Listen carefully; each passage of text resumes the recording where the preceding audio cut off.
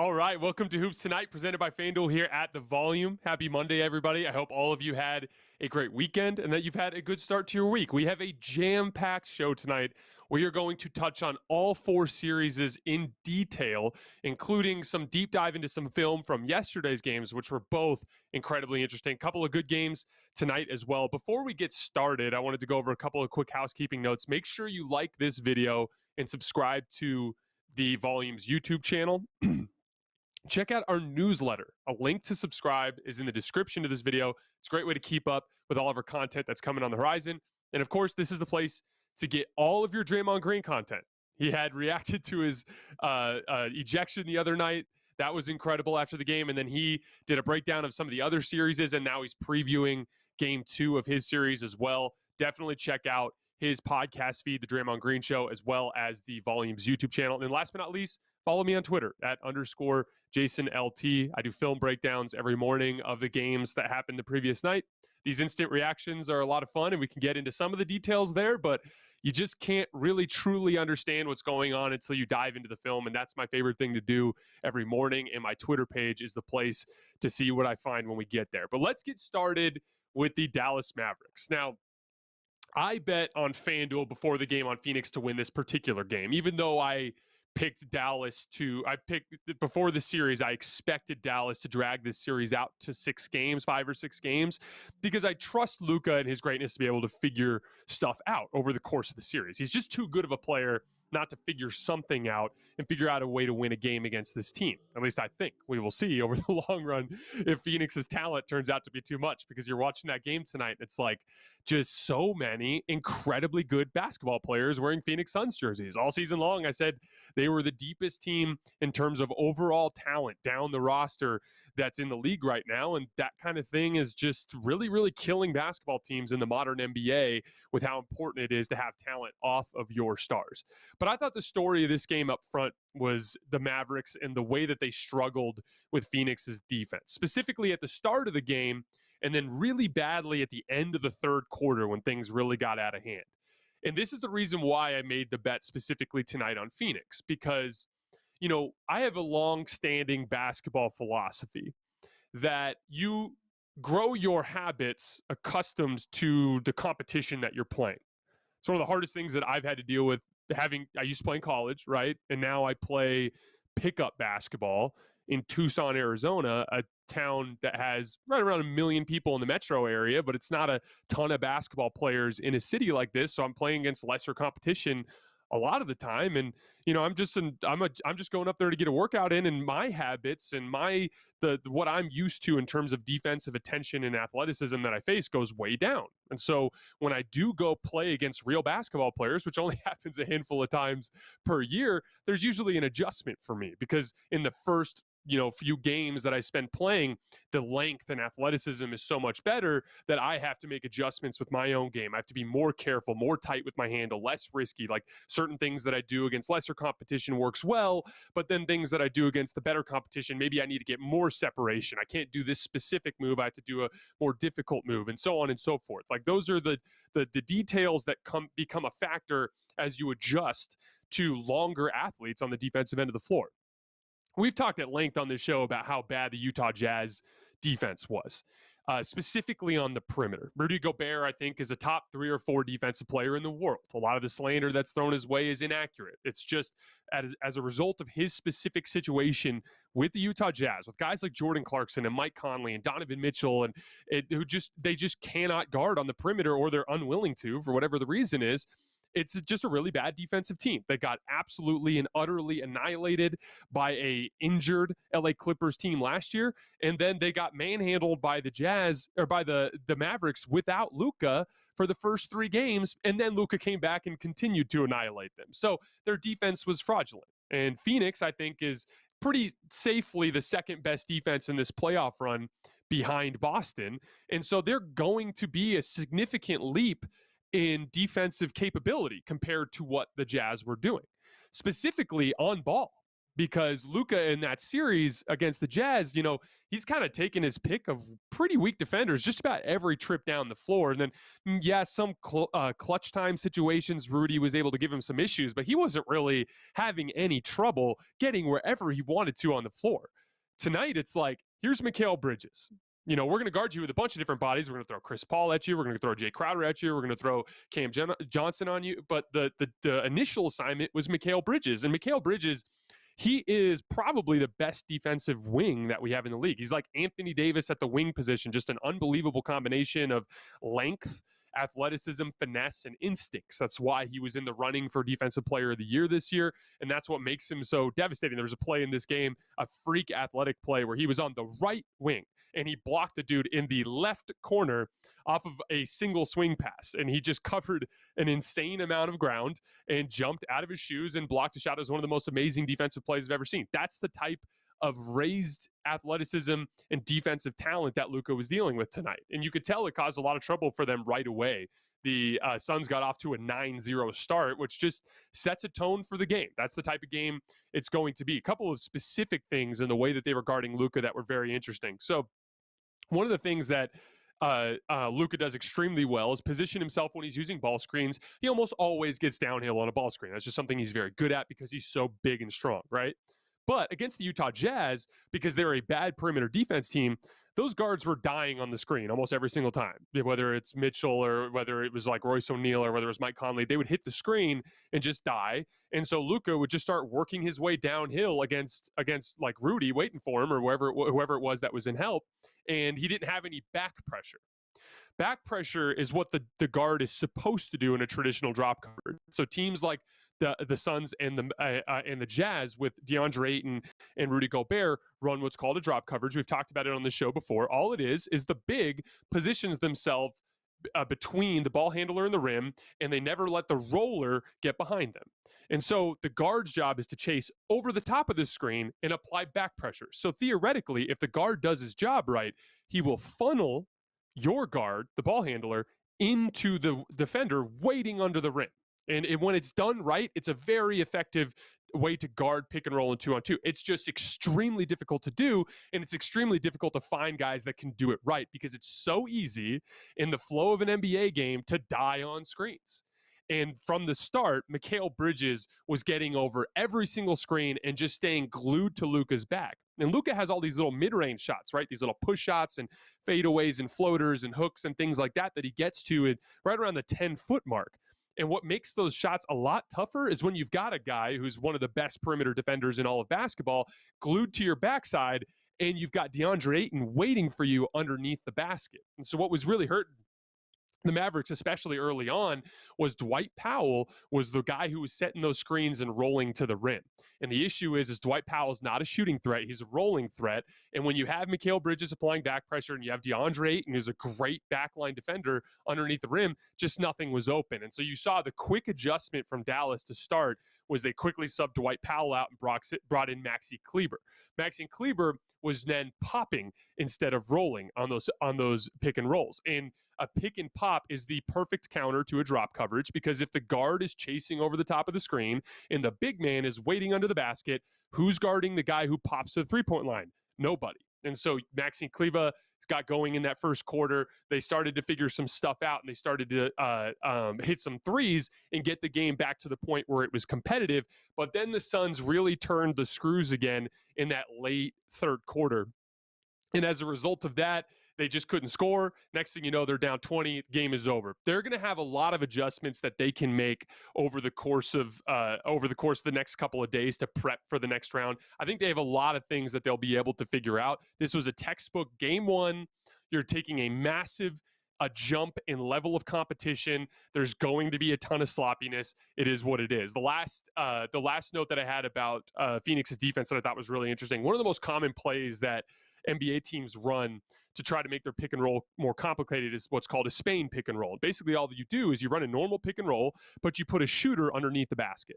And then as the big man sets the screen and rolls to the rim, your shooter comes up and sets a back screen on the guy who's guarding the roll man. It theoretically will either let the roll man get open or the guard will have to help on the roll man, and now the shooter that's popping to the top of the key is going to be wide open. It's a play that a ton of NBA teams run. They've run it a ton of times. It's very, very difficult to guard, and Phoenix was doing this incredibly nifty way to cover it. They would just have the guy who was guarding the screener just stay glued to the screener. They'd have Ayton just grab Dwight Powell as he's going, and then literally the guards would just switch. So whoever was guarding Luka would just switch to the shooter who was popping out, and then the guy who was guarding the shooter would just run out and guard Luka. And again, when it's Cam Johnson and Mikal Bridges making that type of switch, you're not giving any ground. It's like, here's another 6'8" guy for you to deal with, Luka.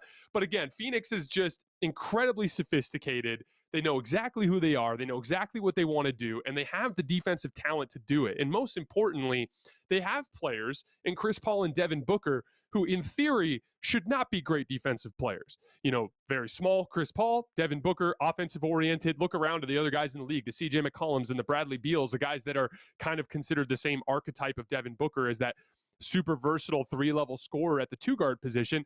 None of those guys give a shit about playing any defense. Devin Booker, in the last couple of years, has taken leaps and bounds as a defensive player, in addition to becoming a better offensive player. It's actually genuinely impressive the way that Devin Booker went from kind of being on the same level as those guys to making a massive leap.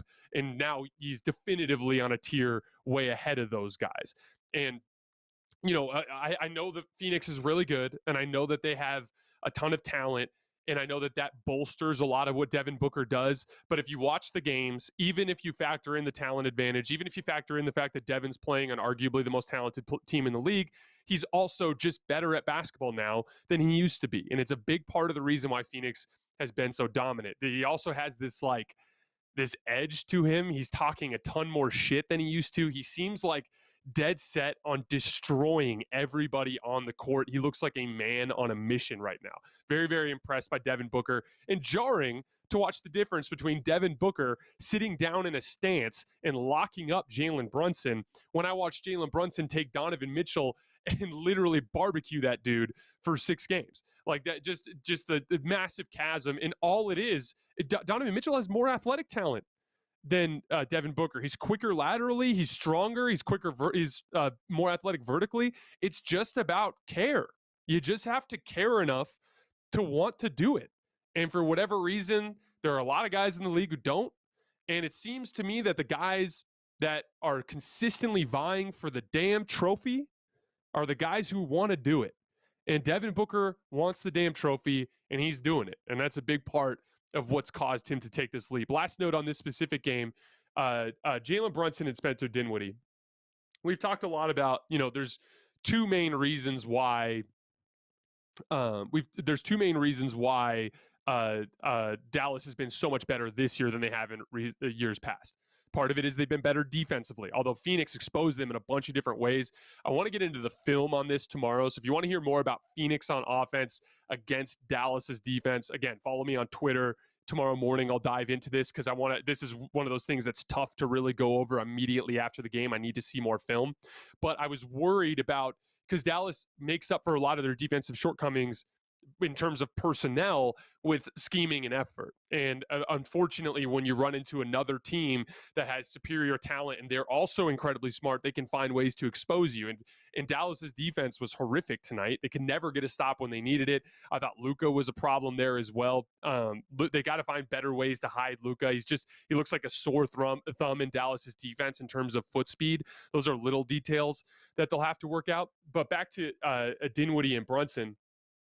You know, the other reason why I thought Dallas was better this year, in addition to their defense, was the fact that Luka had a better secondary ball handler in Jalen Brunson getting better. Jalen Brunson has been much better this year than he was last year. Really, really struggled against the Clippers in the playoffs and struggled frequently during the regular season compared to this season. He's made a lot of money for himself this season. Go look at his contract right now. He very much deserves the money, but he has to be better than he was tonight. He carried them. He was the hero in the first 3 games of that Utah Jazz series. So you have to expect that he's got a better punch than he threw tonight.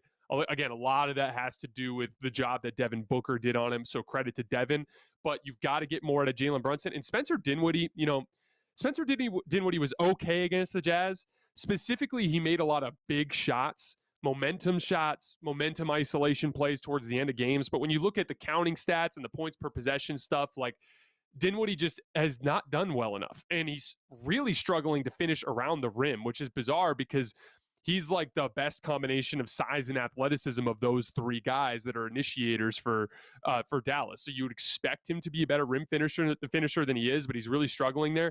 Spencer Dinwiddie and Jalen Brunson are going to have to be better in order for Dallas to win enough games to have a chance to win this series. And they just didn't bring enough tonight. So that's going to be the big thing that they're going to have to look at over the course of the next couple of days. I think, Luka in particular is so gifted at just figuring things out and getting his rhythm naturally, like him walking into game 4 of a playoff series after not playing basketball for, 3 weeks and just immediately being the best player on the floor. Luka's going to be fine.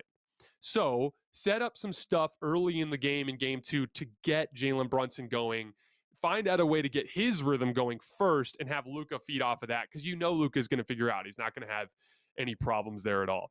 All right, we're going to move on to Philly and Miami. So we knew coming into these first 2 games that Embiid was not going to be available, and we knew that a couple of things that we figured out, like over the course of this last couple of months with the Sixers, we knew definitively on tons of evidence that James Harden just is not quite the guy, not even quite, not close to the guy that he was when he was in Houston. And so it was going to have to be a team effort with the Sixers team. I talked to you guys a lot about how their best chance to steal a game here in Miami in games 1 and game 2 was Tyrese Maxey and Tobias Harris getting going. And they did to a certain extent. Tobias Harris had a monster night, but Tyrese Maxey was rough. He had 19 points on 6 of 15 shooting, only 1 of 6 from 3. They're definitely going to have to find a way to get him going to have any chance. James Harden struggled, but that was what we expected. Like James Harden giving you as many assists as turnovers. James Harden giving you, I think he had 4 made field goals in the game. Like that's not going to be enough if he's going to be your central focal point. So he almost needs to become more of like a supporting character at this point. Tobias and Tyrese just have a better chance to create advantages. I thought the story of this game, and it's, you guys are going to have to bear with me here for a minute because this has been one of my personal soapboxes for the last couple of years. As I've told you guys, you cannot play traditional centers in the modern NBA in the playoffs at all. I don't even like using them in the regular season. Now, there are a lot of teams out there that like to use them to eat innings in the regular season. Why? Because when you can have a rim protector linger around the basket, even if it gets you beat on the odd night in the regular season, on a night in, night out basis, it's an excellent way to eat innings. It makes things easier for your perimeter defenders when they know they have a big guy waiting for them under the basket. I get why teams like doing that. They can vacuum up defensive rebounds and things along those lines. But every other part of the game, they struggle. They struggle as roll men because NBA coverages are too sophisticated now to consistently let, an average traditional center have success as a roll man. They struggle in transition, running up and down the floor. And then any team that figures out how to get you into a 5-out setting is going to barbecue you with your lack of foot speed. Well, DeAndre Jordan happens to be not only a traditional center, but in my opinion, far and away the worst traditional center in the NBA right now. Probably shouldn't be in the league. Fantastic human being, probably should be an assistant coach on a staff somewhere, friends with all the top players in the league from all of his time with Team USA, great guy. Too old now, not quick enough to do any of the jobs that you need from the center position, does not belong on an NBA roster anymore. Doesn't belong playing minutes anywhere in the league. That's just the reality. You know how I know? I covered the Lakers for the last 2 years, okay? Literally when DeAndre Jordan was on the floor with LeBron, AD, and Russ, LeBron and Anthony Davis together, they could only score 97.6 points per 100 possessions. Without Jordan on the floor, they were 12 points better. Even with Russ and all the trouble that he brought to the table. He ate up a ton of space, was a complete non-threat around the basket, and got destroyed on the defensive end because he can't move his feet. I saw tons and tons of minutes of it because Frank Vogel was insistent on starting him every single game to start the season. So I have a very intimate relationship with watching DeAndre Jordan play basketball. And I tweeted out before the game, I was like, we all know, because we got the report. Someone reported that the Sixers were going to start DeAndre Jordan. I immediately tweeted out that we all knew that the only chance that Philly had to try to go steal a game in Miami was to ditch DeAndre Jordan altogether and to play just go 5-out. and give up a ton of defensive rebounds, or give up a ton of offensive rebounds, give up some physical mismatches, give up some hook shots to Bam Adebayo in the lane, but thrive in the 5-out stuff, and maybe you can squeeze out a win and then bring Joel Embiid back and go to your traditional rotation. Well, it went exactly as you could have expected. 17 minutes of DeAndre Jordan, he was minus 22. Minus 22.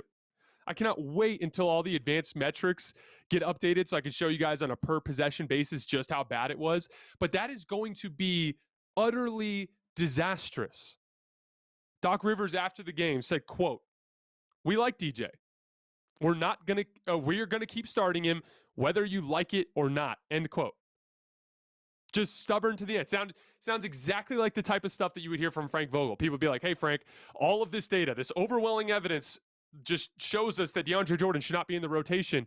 Why is he still playing?" And Frank would be like, yeah, we've seen the numbers, but, we like the things that DJ does out there, so we're going to keep going with him. Okay. Well, then you're going to keep losing. Because, and I get it. There's an ego that comes with coaches. That's to be expected. There's an ego that comes with every single profession. It is what it is.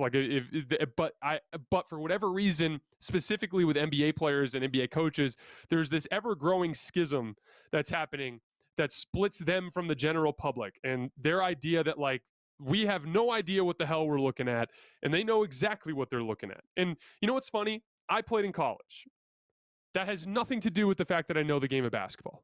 There are many of you listening who probably don't play, never played, but you have a great understanding of the game of basketball because you have spent a great deal of time studying the game of basketball. I have met basketball players, good basketball players, who don't know the game.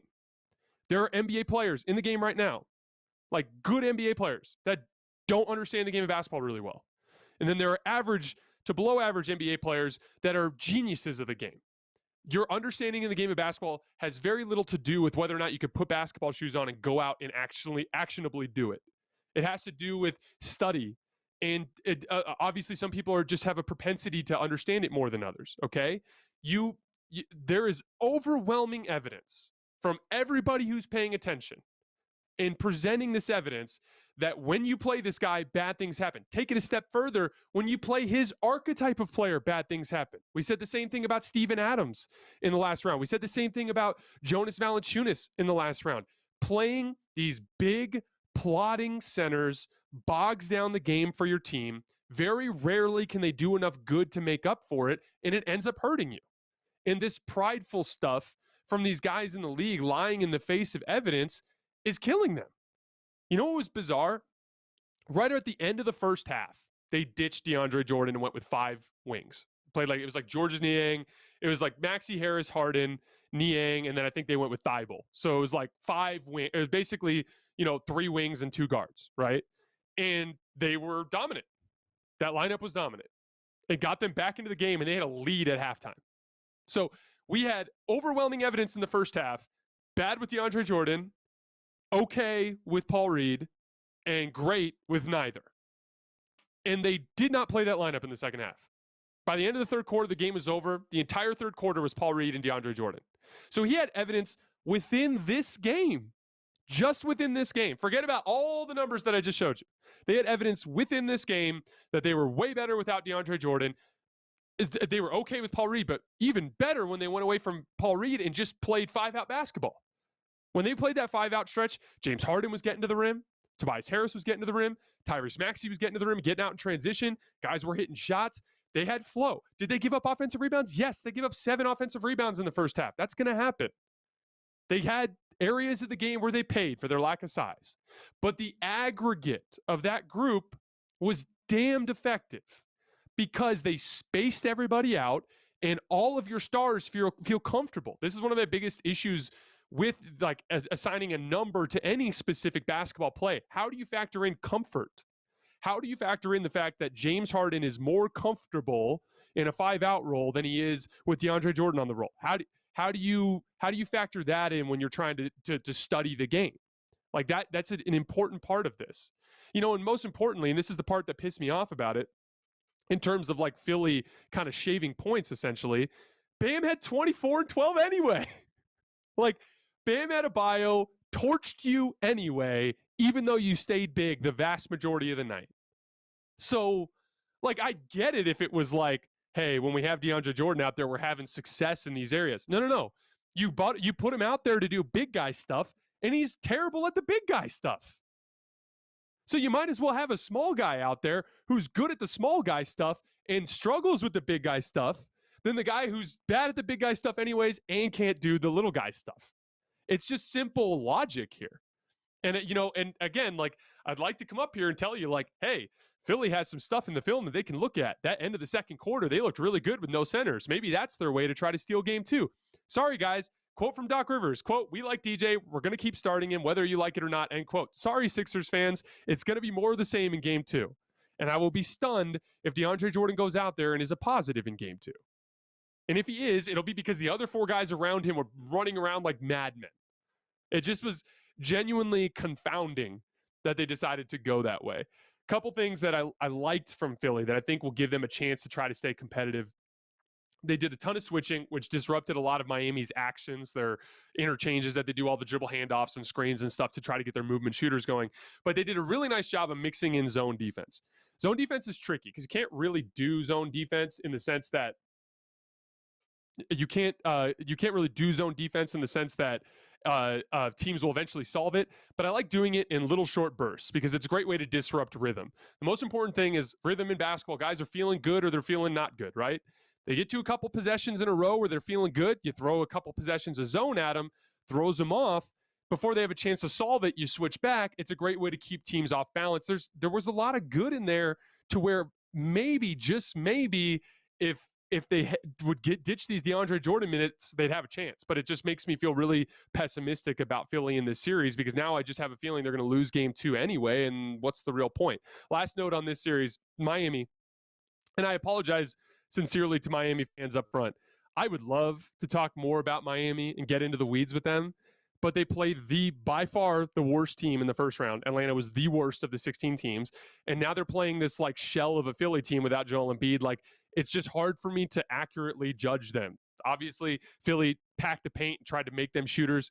Tyler Herro was 4 for 6 from 3. Everyone else on the Heat was 5 for 30 from 3. They're a bad three-point shooting team in some of their specific players that they have to play in NBA playoff scenarios. Guys like PJ Tucker, guys like Jimmy Butler, guys like Bam Adebayo. It puts them in spacing conundrums that can cause some problems. The other thing, I don't really understand the Victor Oladipo minutes. I know that Kyle Lowry's out and he's kind of filling that role, but Victor Oladipo is just a shell of what his former self was. And hopefully before too long, they'll be able to get Kyle Lowry back. It's just hard for me to really take a judgment call about Miami until I see them play with Embiid. And we hopefully will get to see that in game 3. All right, before we bring on Carson, I just want to hit the housekeeping notes really quick. Make sure you like this video and subscribe to the Volumes YouTube channel. Check out our newsletter. There's a link in the description to this video. It's a great way to keep up with all our content. And this is the place to get all your Draymond Green content. He had reacted to his technical foul call earlier. Incredible stuff. He just broke down game 2, previewed game 2 of his series, and gave some predictions for the other series. And last but not least, don't forget to follow me on Twitter at _JasonLT to see my film breakdowns on the mornings after the game. All right, we're going to bring my guy Carson on, and we're going to dive deeper into the series from yesterday. Hey, buddy. Hey, Jason. How we doing? Can't complain, man. Yeah, well, let me just say, I love the Volume newsletter as well. Big fan. I happen to put it together myself, so I would highly recommend it. Really? All right. Okay. I do, yeah. I've got many, many hats that I wear here, Jason. Many hats. All right. We're going to play a game called What We Learned. So we're going to look back at yesterday's games and talk about some of the biggest takeaways from each of the teams who we saw in action. We're going to start with a team that you have been very high on. They dropped game 1. But, Jason, what did we learn from the Boston Celtics in that game yesterday? This game was even more interesting after I dug into the film. I could see there was some bad body language stuff with Boston after the game, and I get that because you kind of got punked a little bit. And we're going to talk a little bit about it in a minute, but I thought Giannis played a little bit of a role in that.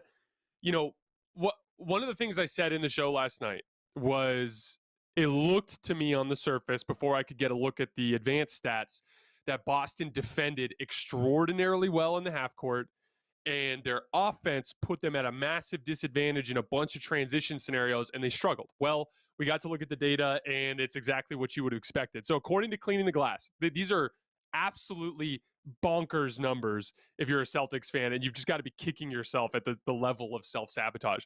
So the Bucks only managed 0.76 points per half-court play.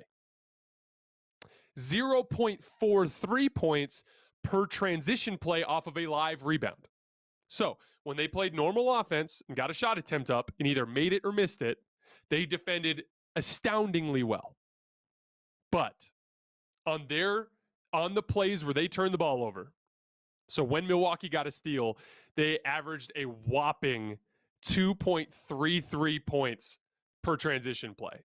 So literally, as I said in the show last night, Boston gave this game away in transition, and that's exactly what happened. And it came down to what they did on offense. They just were incredibly flummoxed from the start with the different look that Milwaukee was going with. You know, Brooklyn was doing some similar things in terms of aggression on the perimeter and having help underneath the basket, but there's just another level to rim protection when you're dealing with Giannis and Brook Lopez versus dealing with Nick Claxton, Andre Drummond, and Kevin Durant. They're just not on the same stratosphere as rim protectors. You know, Brook Lopez was a Defensive Player of the Year candidate a couple years ago. So he's every bit as capable as Giannis at protecting the rim. And when you put the two of those together, it puts you in this weird predicament where when you run ball screens, it's like, cool, you got Giannis up at the ball screen, so you get him away from the paint, but Brook's down there. Or you get Brook out there and you beat Brook to the basket, but Giannis is down there. And it really, really flummoxed Boston. When I looked into it, it had a lot to do with shot selection. So they took 53s. Only 22 of them were wide open. So many of them were like quick fires, like coming down the floor off the dribble. So somebody sets a ball screen, you know, Brook or Giannis is a touch too low, and they just decide to fire, even though there's like 17 seconds on the shot clock. And they literally, everybody not named Jayson Tatum was 0 for 11 on pull-up jump shots. So that went about exactly as you could have expected. A lot of plays, too, where like guys would dribble the ball up the floor and, you know, there'd be a guy kind of playing the passing lane one pass away. And so the shooter would be kind of open, but not really. And instead of like driving to the basket and really collapsing the defense, they'd like swing it. And then the guy would just catch and fire with like 17 seconds on the shot clock. And it's not a heavily contested shot, but it's not wide open, and it's rushed, and it's early in the clock. And you didn't really make Milwaukee's defense work, and you certainly could have gotten something better. When Boston generated catch and shoot opportunities, they actually did pretty well. They were 1.22 points per catch and shoot opportunity. That's a really good number. But it primarily came down to just rushing shots, doing a lot of things that were uncharacteristic to the way Boston typically has run really mature offense over the course of the last half of the season. So stuff that they got to figure out. Jaylen Brown in particular, love Jaylen Brown. He was a monster in the first round. Absolutely dominated Brooklyn in the fourth quarters of those games by putting his head down and going to the rim, taking advantage of his physical size in those matchups against all those tiny players for Brooklyn. Well, Milwaukee just has bigger, stronger athletes. Some of those opportunities aren't as good. They're cutting him off from the rim, and he's been throwing the ball all over the court. I think he had 8 turnovers in the game, but some of the, like, he really, really struggles with making basic reads. And the amount of times that he would have like Grant Williams wide open on the wing and force a shot, or like pick up his dribble and look around and not know where to go, even though there was a wide open shooter there. Like Jaylen Brown in particular, and he probably knows this. He doesn't need to hear this from me. Jaylen Brown knows it, but he's got to be way, way, way better in game 2. I thought Jayson Tatum was actually pretty good. You know, he struggled in some specific areas with the defense, but you're seeing a consistent theme in this playoff run that the best player on your team is struggling statistically in just about every game. Giannis struggled in game 1. Tatum struggled a lot in the last round in terms of his counting stats and his efficiency because of the fact that defenses are throwing the kitchen sink at your first star, and it's just making things really, really hard. So what's the pathway for Boston? Run smarter offense. You have a clear-cut weapon to win this series. That clear-cut weapon is your half-court defense. When you got Milwaukee in the half-court, they only scored 0.76 points per possession. That's an incredible number. That's something you can take to the damn bank. So run smarter offense. Don't turn the ball over. Take higher quality shots. Just by doing those 3 things, you avoid all these chaotic transition possessions where you got killed. And the last but not least, giving up 2.33 points per transition play is terrible. So when you do turn it over, sprint back. Sprint back. There are way too many plays where like Marcus Smart or Jaylen Brown or Jayson Tatum would like turn and complain to the refs while everyone's running down the other way. that's how you give up awful transition possessions that end up killing you on the other end. So little stuff like that, they just have to get way better at. So before we move on to Milwaukee, because I wanted to talk a lot about how good they've been, I wanted to show you guys some shot charts just to demonstrate just how crazy the dispersion is between these two teams. So I'm going to show you Milwaukee's shot chart first. Take a look at this. So look at the variety. Look at those dark circles and all the different spots they are on the floor. You've got turnaround jump shots from Bobby Portis in there. You have longer hook shots from Bobby Portis in there. You have mid-range jump shots from Giannis, one-leg fadeaways. You have, Drew Holiday making floaters and things in the lane. There's variety in there. And when you're playing against an elite defense, you have to come with variety. If you simplify your offense down to one or two things, then the defense can really key in on those one or two things, and it can cause problems. I'm going to show you guys Boston's shot chart here in just a second, but I wanted to bring Carson back on so he can respond. Yeah, Jason, well, just when you address some of the issues that stood out for Boston in game one, who is the guy who you think is most important to them ultimately coming out on top in this series? Is there a single swing player who stands out to you on their roster?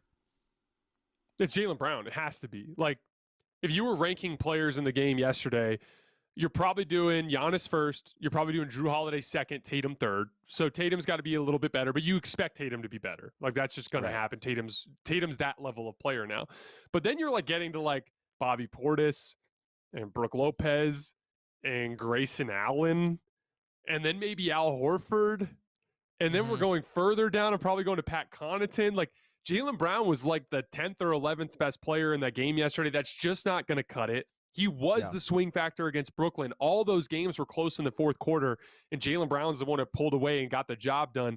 Jaylen Brown has to be better a couple of different ways. He has to give you some of that mid-range scoring. We're going to show you guys the Celtics shot chart here in just a second, but like, he's got to be able to get to spots on the floor to generate offense when things break down. He gave you absolutely nothing in that area of the game. And then most importantly, just smarter decision-making. Like, again, when they got paint touches by driving the ball to the basket and then kicked to shooters, everything went really well. When they started to freelance and do stupid stuff, things went poorly. So, like, just playing smart basketball, being that legit number two option that just plays smart basketball, makes smart decisions, and gives you some of that scoring pop is really all they need from Jaylen. And that's what that's the swing factor, in my opinion. All right, well, I'll let you do your Celtic shots chart spiel. I'm intrigued. Okay, guys, so take a look at this Boston Celtics shot chart. This is the Milwaukee one. So this is Boston. So look, do you see any variety? Do you see any dispersion? I don't even see a longer two. I don't even see like a hook shot in the lane. It's layups at the basket and three-point shots. Now, analytically, that's fantastic. If you're like one of those, dudes who's all about shot value, you're going to look at this and think that's the ideal outcome. But I actually look at it the other way. That makes you easy to guard, because I now know that if I chase you off the three-point line, you're not willing to try to score from the mid-range. You are going to drive into the teeth of the defense. There were a lot of plays, we were talking last night about like, okay, you beat somebody to the basket. Like Tatum splits a Lopez pick and roll. Giannis is coming over to help. What do? Do you kick to Grant Williams in the corner? Yeah, that's what I think you should do. But if you are trying to build your rhythm as a scorer and look for shots for yourself over the course of the game so that you're not only kicking out to shooters all night long, that's where it's like, stop short and take a floater over Giannis. Or do the thing that Devin Booker does. When you feel the defender coming behind you from back pressure, just take like a hard dribble to the right and like take a pull-up 15-footer or something like that. Do something, because that's a wide open shot in that role when you've got separation working towards the basket. Just anything other than going right at the guy who won Defensive Player of the Year last year or 2 years ago, whatever it was. Like, you can't just walk into that trap consistently and expect good results. Like, you've got to do something to mix things up. It can't just be, we're going to take the threes that are there and we're going to drive into your shot blockers and get blocked all night long. 10 for 34 on twos, Carson. 10 for 34 on twos in that game. Yeah, I think it was the second fewest made twos in any playoff game ever. Like, really, just a crazy dynamic. And I mean, they do have the personnel, right? When you talk about the pull-up mid-range shot making, Jayson Tatum, for basically his career until this year, one of the gripes I would say was he was overly reliant on the mid-range and whatnot. And Jalen has that in his game. So it'll be interesting to see if they can figure that out and adjust. But totally with you on the predictability element. And I mean, it's really interesting. Like, that is kind of Milwaukee's desired shot chart, right? I mean, that's exactly what they want. They're giving you 53s on purpose, kind of. And like you said, I mean, the paint is packed and it's tough to score in there. All right. So let's flip to Milwaukee and if you here. Yeah. Go ahead. Milwaukee, I was just going to ask, like, what if you look at their shot chart, it's not like they took 37 mid-range jump shots. It's just enough to keep the defense honest. It's just enough to demonstrate that you are willing to shoot there. Which, and again, if you're willing to shoot there, maybe instead of Giannis waiting directly under the basket, maybe he has to come out a little bit and help. And now you've opened up a cut on the back door. Now Grant Williams doesn't have to take a three. If you're willing to shoot the floater, willing to shoot the pull-up too, now the defender has to come just a step up from the rim, and it opens up the backdoor cut from the weak side corner. Just, you have to have variety in your offense. It can't be that basic. But going on to the rest of the stuff with Milwaukee, like, first of all, their transition defense was incredible. We just talked about Boston and them getting just barbecued in transition defense. And again, transition defense is really simple. Sprint back. Everybody sprints back to the paint. Then when you get to the paint, you turn around and you look at who's coming. Whoever's there, somebody stays under the rim. Everyone else sprays out to shooters from there. So rule number one is give up at least a jump shot. If you're going to give up a shot, make sure it's not at the rim. And then rule number two is once you get to the paint, spray out. Like, transition defense is 1,000% about effort and focus. Giving up 2.33 points per transition opportunity off of steals for Boston, that's inexcusable. That's just laziness, that's sloppiness, that's barking at the refs, that's not playing real basketball. Check this out. Boston had 8 live ball steals against Milwaukee. So the same types of opportunities that Boston was giving up 2.33 points per possession on, Boston had 8 of those opportunities going the other way. They scored on 0 of them. 0 of them. Milwaukee sprint back on every single one of them and shut the rim off. There was a play that I showed on my Twitter feed that you guys can find. Giannis, like, completely out of the play, turns the ball over to Tatum on a pass. Tatum is 20 feet past him, just turns and sprints and tries to block him off the glass. As a result, Tatum rushes the layup a little bit and misses it. And they get a stop. Little details like that. Those are, if you can get those numbers down from, 2.33 points per transition opportunity down to half that, then you're giving yourself a fighting chance in a game like this because of how well you defended in the half court. A couple other notes. Drew Holiday's shot making. He had, I think, 6 made field goals that were unassisted, that were difficult, like, create your own shot types of moments. Everything that I was just talking about with Jaylen Brown that they needed, just those little punches of offense that are so important against defense of this caliber. Like, Drew Holiday was giving you that. He was just, early in the game, I thought there was a huge sequence where Boston was scoring, and I think they had 8 points quick early. And Drew Holiday came down and hit 2 threes. He had a transition pull-up 3 off of a steal. And then he hit another 3 where he came off of a ball screen on the right side of the floor, and Al Horford was way too low as the guy guarding the screen. And he made 2 threes. Just monstrous threes that just settle you down. Like, if Boston gets stops on those 2 possessions, now it's like maybe Milwaukee's calling a timeout and they're down 12-2, and the entire dynamic of the game is different. The crowd's into it. It turns into this, like, crazy helter-skelter environment where Boston's, like, frantically feeding off of the crowd. No, Drew Holiday made monster play after monster play that just stiff-armed Boston and kept them away from having any real control over the basketball game. I thought he was definitively the second best player on the floor last night. A very first possession of the game, Marcus Smart is just trying to bring the ball up the floor, and Drew Holiday just, like, slides right in front of him like a stone wall, stops Marcus Smart and hits the ball out of bounds. And you're just like, oh, it's going to be that type of night. Like, Drew Holiday's like, I'm going to make your life a living hell tonight. And he did that to Marcus Smart all night long. Just incredibly impressive performance from Drew. I said towards the end of our Bucks segment yesterday that I thought Giannis forced some things. I went back and watched the tape, and I actually have to go back on that. I actually disagree. Like, I think that Giannis's relentless rim pressure, even though he went 9 for 25, him consistently driving into all that traffic, even though he was smoking layups right and left. And again, I had people in my mentions being like, Giannis won't shoot that poorly. No. He was taking incredibly difficult shots over like triple teams around the basket. They were low quality shots. I'm just saying that what I noticed over the course of the game is that wore Boston down. The intensity that it takes physically to build the wall on Giannis and try to deter those rim attempts is exhausting. And Giannis perpetually doing that had a wearing effect. And I actually think over the course of the series, if he keeps doing that, he'll have monster statistical games later in the series. So credit to Giannis. I take back what I said. It was important for him to keep doing that. And then last note with Giannis, and this is something I have not seen this since LeBron.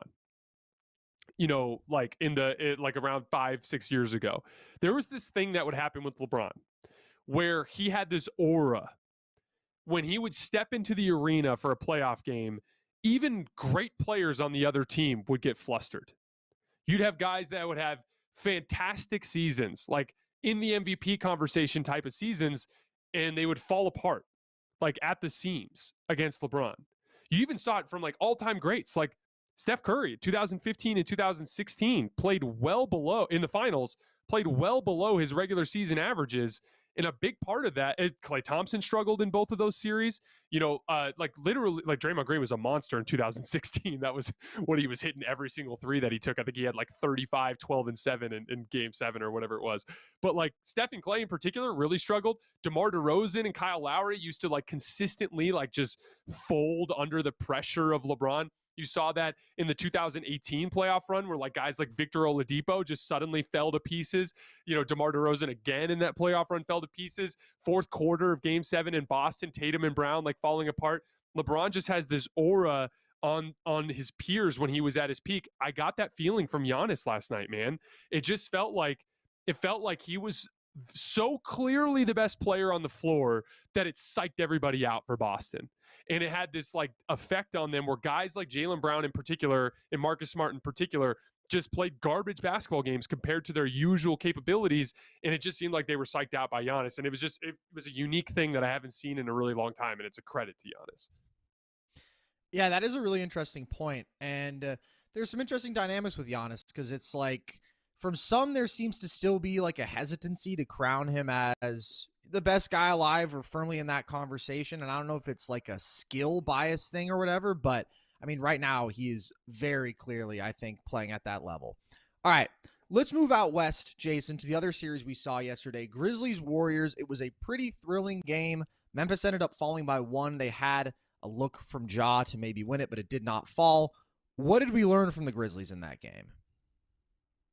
So a couple things. Memphis actually was better than Golden State in the half court. They averaged 0.93 points per half court play compared to 0.85 for Golden State. That's a good sign for Memphis, especially with how well they generate extra possessions by crashing the offensive glass. A couple things they got to clean up. They allowed too many offensive rebounds. For as dominant as they were offensive rebounding, they had 16. They also gave up 16. So those are things that they're going to have to specifically clean up.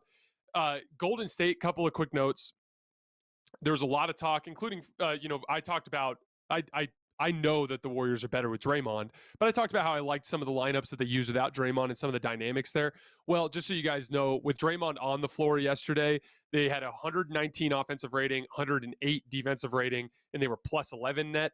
With Draymond off the floor, they had 112 offensive rating, 114 defensive rating, and they were minus 2 net. So they were definitively better with Draymond on the floor. So we can go ahead and ditch that. However, there was one specific lineup that they used, I think it was in the third quarter, where they went with Klay Thompson, Jordan Poole, Otto Porter, Jonathan Kuminga, and Gary Payton Jr. Yesterday's show, we broke down specifically what they were doing, but that group was plus 5 in 6 minutes, and I thought it was a huge part of why they were able to win in the second half without Draymond. What do you do with that? Well, the way I look at it is I think you got to keep playing Draymond his normal allotment and use that lineup when he's off the floor. There's going to be a tendency to want to go to Looney there, that I would actually play Looney alongside Draymond as much as you can, because Draymond actually likes that dynamic and it will help you against Memphis attacking the offensive glass. And then when you have Draymond off the floor, that's when I'd go small. That's when I'd go with Klay and Poole, Otto, Kuminga, and Gary Payton Jr., because that lineup was just super, super versatile offensively. It had so much space for Jordan Poole and Klay Thompson to operate that they were dominant in there. And then last specific note on this series before we move on, Golden State was plus 10 in 11 minutes without Steph Curry. That's a great sign because obviously that's been something just Steph Curry teams and LeBron teams consistently over the last couple of years have always struggled when that guy's off the floor. And a big part of that is they're literally, Carson, you and I got into this argument a while back, but like they are the two guys that I thought were the premier offensive engines in the league. So obviously when you take them off the floor, it has a damaging effect on your offense. But for you to go plus 10 in 11 minutes without Curry, a big credit to that is that specific lineup I was just talking about. But that's a great sign looking forward. If you're Memphis, it's trust your half-court offense. You know you've been a little bit better than Golden State. You just got to clean up some of the details and you'll be in good shape. Yeah, I think that half-court comparative success from Memphis is interesting because I would not expect them to be the better half-court offense overall. Obviously, Ja is the one driving that, and he's had a interesting postseason so far. He had a monster statistical game one, but overall hasn't had like the most efficient scoring postseason, but at the same time, can collapse the defense at will, get downhill. So given how game one went, what kind of series are you expecting from Ja overall? That's a good question. I thought Ja was actually pretty damn good, especially down the stretch. Golden State did a good job on some specific possessions, the game-winning possession, and then they got 2 additional stops on him late fourth quarter, where it seemed like when they left him on an island, Ja got whatever he wanted. Yeah. When they crowded him more, that's when they were able to get some stops. The biggest thing with Ja is going to be, continuing to be relentless with that rim pressure. It does so much good for them on a bunch of different levels. Not only does it open up things for the shooters, Desmond Bane had a rough game in game one. You've got to find a way to get more looks for Desmond Bane. But most importantly, like we've talked a lot about Memphis's offensive rebounding. Memphis would get an offensive rebound on 33% of their offensive possessions this year, which was number 1 in the league. That was their bread and butter, was crashing the offensive glass with guys like Steven Adams and Brandon Clark and just relentless, athleticism around the rim. Well, a huge part of that is Ja. When Ja gets into the lane and goes flying in there and throwing up layups, it occupies shot blockers. And so when you're Draymond Green and Kevon Looney has to come over to try to block the shot, it basically takes a body off of Brandon Clark. It takes a body off of Jaren Jackson Jr. Now they get free rim runs, and that's when they can really have that effect. If I'm John Morant, just aspire to have the cumulative wear and tear effect. Like putting your head down and getting to the basket we talked about this a lot with Russell Westbrook this year. If there was one good thing that Russell Westbrook did, as he was missing just about every layup, it seemed, he was getting to the rim. And there is unquestionable positive offensive impact by getting to the rim. It just collapses the defense, occupies shot blockers, opens up things for offensive rebounders and for shooters. It is like one of the most basic basketball concepts. So that's Ja Morant's biggest impact. Shot really well. I think he was 4 for 10 from 3 or 4 for 9 from 3 or whatever it was. Jaren Jackson made 6 threes. 4 of 11, yeah. Jaren Jackson made 6 threes. My thing is like, that's fool's gold. You can't depend on Ja making 4 threes every game. You can't depend. What you can depend on is rim pressure. And Jaren Jackson Jr., for the record, we talked a lot about his shooting. He was a monster attacking mismatches in that game, getting to the rim. So like, those are the things that are like translatable, like the things that are going to continue to win over the course of the series. And again, like we talked about it, the skill teams always dominate the beginning of a series, and the physical teams always dominate the end of the series. It is, if you're a Golden State fan, it's not a must win, but it's pretty important for you to try to steal game 2 as well, because the longer this series goes, the more wear and tear on Draymond, the more wear and tear on Kevon Looney. There's matchups elsewhere on the floor where they're small. There was a lot of Klay Thompson on Brandon Clark at the end of the game. There's a lot of Andrew Wiggins on Jaren Jackson Jr. Those are significant size mismatches that they have to figure out. And the easiest way to figure it out is get them out of here quickly. Like if you lose game 2, make sure you win game 3 and 4, take a 3-1 lead. Like you've got to end this series as fast as possible to avoid the inevitable physical onslaught that comes from Memphis. All right, well, Jason, now that we've touched on every series at least a bit, we're going to play a game. It's called Fast Break, Fast Take. You're going to have 1 minute to make the case for each team that lost game 1 as to how they could actually end up winning this series. We're going to start with the Dallas Mavericks. You're on the clock. Oh, man, let's hope this isn't a disaster. All right, so if you're Dallas, got to figure out a way to get stops. Again, your whole scheme this entire season has been taking limited personnel and figuring it out with like scheming, double teaming in specific spots, really smart and savvy rotations, a lot of effort to make up for a lack of personnel. You can do that against Phoenix. You've just got to take a look at the film tonight and see specifically what it did. Specifically find ways to hide Luka. Luka, I thought, started to fatigue over the course of the game. Got to find ways to make things easier for him. Also, different looks. Do what Philly was doing. Mix in some zone. Mix in, do random doubles and traps and then go away from that. Leave them in single coverage because then they'll be out of rhythm. Do things to mix things up. Jalen Brunson and Spencer Dinwiddie have to be better. They have to be able to create shots. If Luka is leaned on as the sole offensive initiator in this series, he's not going to have the juice to get it done. But if Jalen and Spencer can carry you for extensive stretches along the way, it gives Luka the legs to get it done at the end. Who do you think is the most important player outside of Luka for the Mavs in this series? I'm going to go with Spencer Dinwiddie because Jalen's going to figure it out. Jalen had a rough night, but Jalen's going to figure it out. He's too good of a player. I thought he was a little bit wigged out by the length and size. We talked about at the beginning of the show about that adjustment period. I think that Dallas is going to perform significantly better offensively in game 2 now that they know what they're up against in terms of the defensive length. Spencer's been bad offensively for pretty much this whole playoff run. They need more out of him. We talked about Dallas being a dark horse title contender. The only way that's materializing is if Spencer Dinwiddie gets back to the point where he can be a relatively efficient, like 17-point a game guy, and he just hasn't been that guy. Yeah, I agree. Brunson is so steady. Dinwiddie is volatile, man. Just the inconsistency of the jump shooting it's very dangerous. All right. Let's talk about the Sixers now, Jason. Make the case for them. You have a minute. Somehow, got to get rid of DeAndre Jordan from the lineup. I don't know if that means you've got to kidnap Doc Rivers, find a way to like fake a positive COVID test or something. You've got to find some way to get Doc Rivers out of the room so that DeAndre Jordan is out of the lineup. Then from there, a lot more switching, a lot more like kind of alternating between that and zone to try to just jank things up on Miami, and then lean heavily into your 5-out attack. Lean heavily on going with 5 guys that can all shoot and dribble. From there, it just makes you infinitely harder to guard. That gives you your best chance to try to have a James Harden renaissance.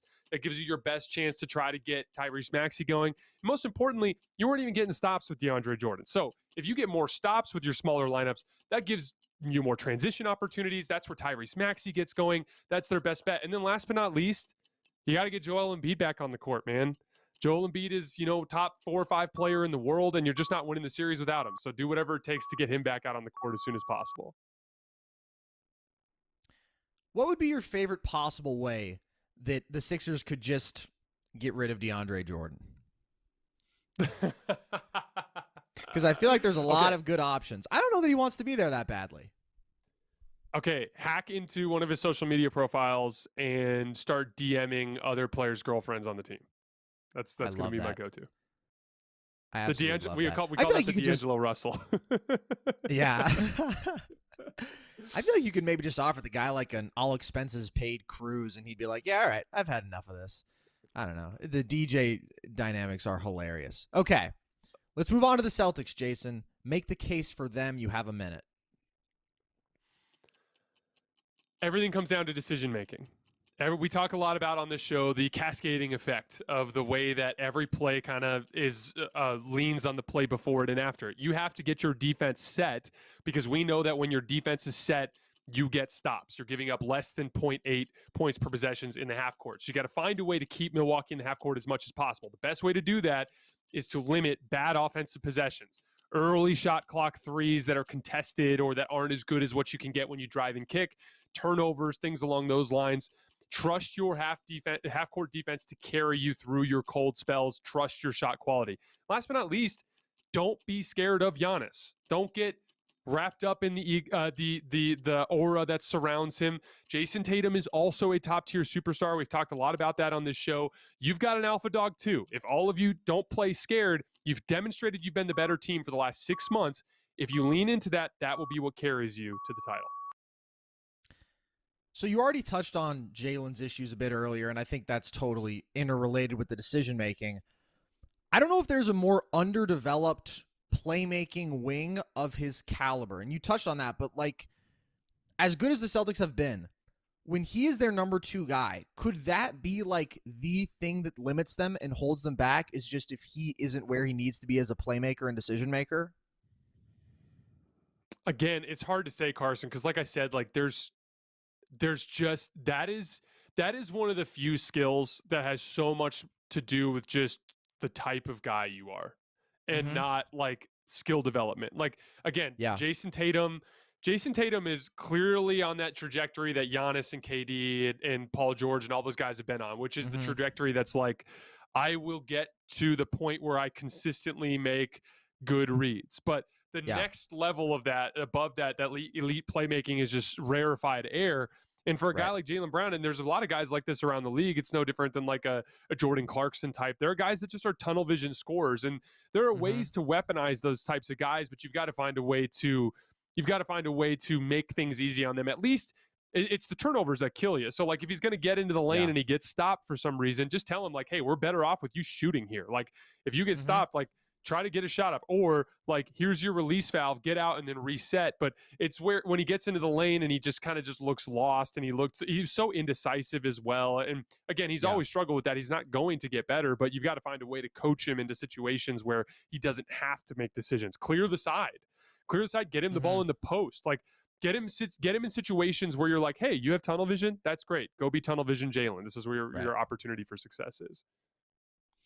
All right, last but not least here, Jason, the Memphis Grizzlies. Please make the case. You have 60 seconds.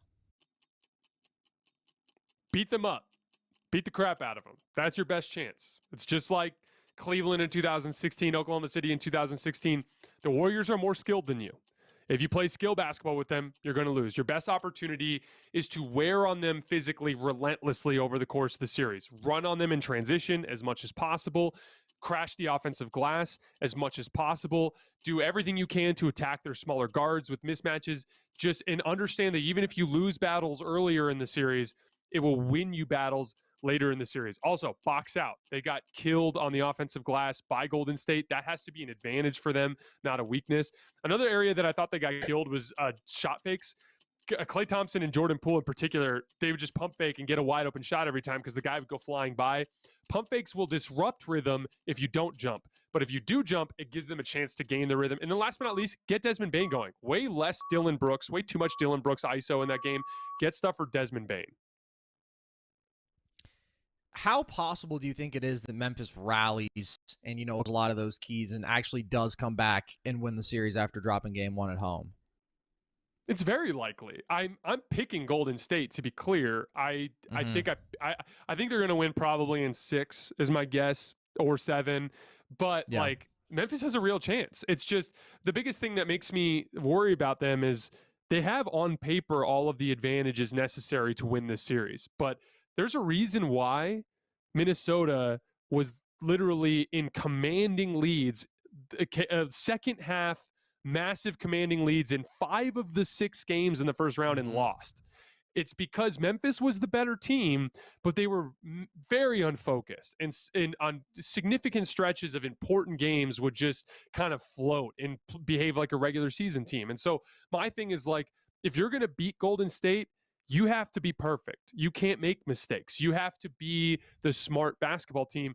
And they've just demonstrated that they're the young basketball team. And that's not an insult to them. It's the same thing that every young, great team that has gone through in their rise through the league, just like Golden State dealt with in 2013 and 2014, just like the Thunder dealt with in 2010 and 2011. It's part of the journey, but that's where Memphis is at right now. So like expecting them to behave like veterans is unlikely. So they have a chance. It's just unlikely because who do you expect to act more like a responsible adult over the rest of the series, Golden State or Memphis? You know what I mean? Right. 100%. Mm-hmm. All right, guys, that is all we have for tonight. As always, I sincerely appreciate your support. Game 2 of the 2 series from yesterday coming back tomorrow. Very, very excited for that. Obviously, a lot on the line for my Boston is the best defense of this era take. I could be going down in flames around this time tomorrow if Boston doesn't get the job done. So we will be back after the final buzzer of the final game tomorrow. As always, I sincerely appreciate your support. Don't forget to follow